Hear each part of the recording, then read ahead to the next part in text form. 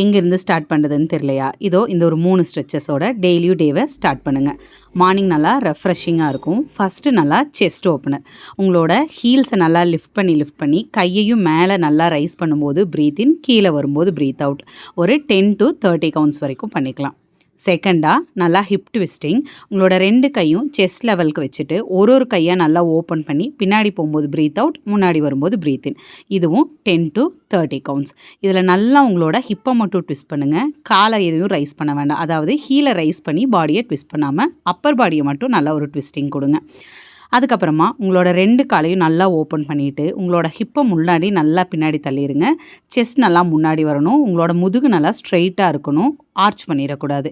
இப்போ உங்கள் 2 கையும் ஓப்பன் பண்ணி ஆல்டர்னேட்டிவாக உங்களோட டோஸை மாற்றி டச் பண்ணி ஆப்போசிட் கையை நல்லா தலையை திருப்பி பாருங்கள்.